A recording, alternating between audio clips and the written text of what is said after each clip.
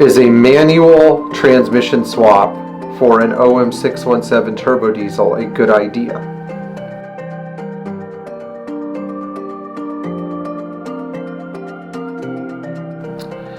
If you're a little lost about this, the om617 turbo diesel was the engine that was used in the 1978 through 80 300 SD, the 1981 through 85 W126 300 SD, and the 1981 through 85 123 series diesels, sedan from 1982 and on.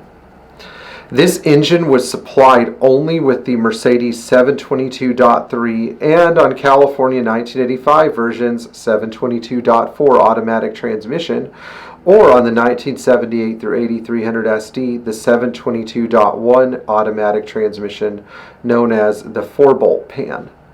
And while I have yet to see somebody swap a 4-speed into a 116, partially because of the scarcity of 116 clutch parts, I've seen a lot of swaps utilizing the 4-speed manual and clutch pedal assembly from a 240D and a 300D turbo. But we're not here to talk about whether it works. We're here to talk about my subjective experience driving cars like this and whether or not it's a good idea. I think that there were two reasons that Mercedes did not attach a 4-speed manual to the om617 turbo diesel. The first one was because they needed to make the car as expensive as possible to recoup some of their development costs.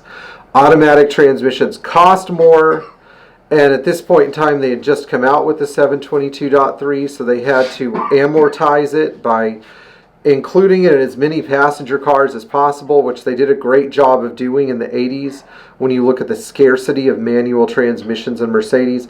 And number two is because that transmission does not seem to work that well with a turbo diesel.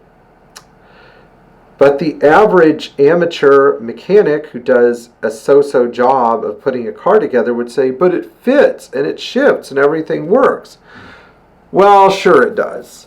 But there's more to it than just, oh, everything works. The second gear synchro in all of the Mercedes manual transmissions is notorious for dying when abused. And I think that because of the rise and fall in power with the turbo diesels and the amount of stress that second gear synchro is under, I don't know how that thing would last on a transmission that's already 40 years old and worn out. In other words, I have low expectations for its longevity. That part was also designed for engines that were relatively weak torque-wise, like the 240D engine, the om616, the 300D non-turbo, om617, the M110, which was a high-revving, high-horsepower engine, but was not the beast that the om617 was, where you just had instant torque from a turbocharger spooling up. It was also designed to work with the M102, which I know made about 120 horsepower, but really only did it at very high RPMs. And it was used to work with the 2.5 liter inline six, which had similar power. This engine was known as the M123, but was also kind of a wheezy, anemic engine. I'm not saying that all the engines in the 123 series were low on torque or weak engines, but the om617 turbo diesel, in terms of torque output and how it produces torque so instantaneously, is in a class of its own. When a diesel engine produces torque, it's not the same way that a gas engine produces torque.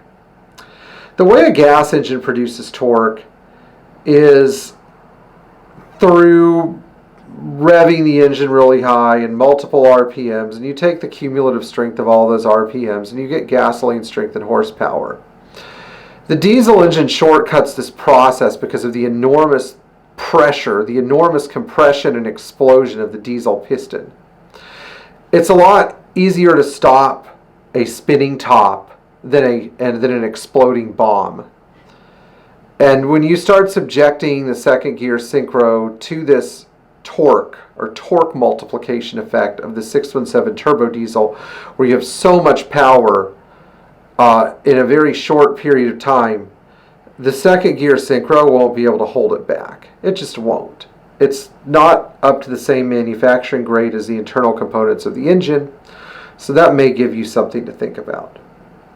Now, what else is my subjective experience about these cars? I've driven a few of them.